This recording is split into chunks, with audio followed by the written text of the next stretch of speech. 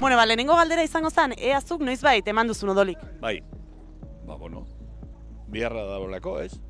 Ez, baina etxean bai emuten daue, aitzak eta amak, baina nik ez.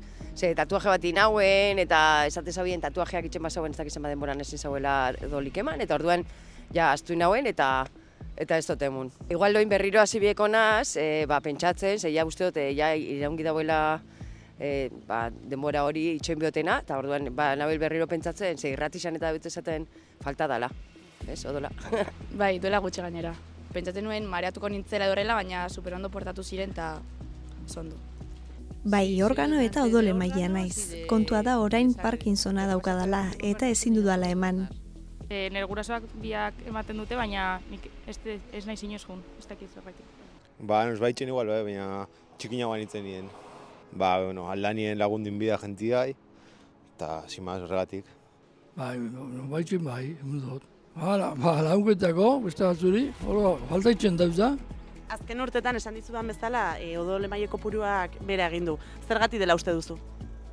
Ideari bez.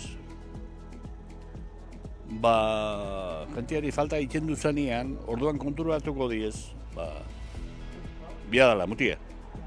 Nik uste dut ez dukula kontzientzia askorik bez, hori danik gauza bat odola ezin dela sortu, artifizialki, igual ez garela egon egoera baten larri egon garena eta bi edoguena odola eta ez dauela, edo ez dakitzu pixkat jakintza eta empatia mailagatik, nik uste dut. Igual jende ez delako enbesta usartzen edo bildurra dakalako edo ez dakit.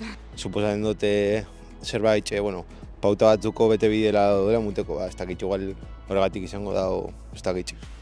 Zai, bari, aztik gutxi lehenauko moko zehaz zeukela, ez dakiz, holako txen bat. Kontzientzia falta. Kontzientzia falta.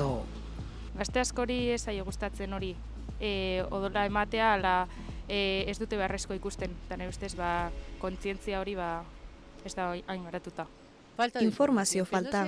Zuk kalean egunerokoan entzuten duzuna entzuten duzu, baina benetako informazioa ez dago kalean, ulertzen duen jendearen gana jo behar duzu. Odolateratzeak egiten diren kamioietara joan eta galdetu. Badago jendea esaten duena medikamenturen bat hartzen baduzu ezin duzula eman, eta medikamentuaren arabera eman aldezakezu. Informazioa falta da. Aitxaukido toperauten dala gutxi eta bai.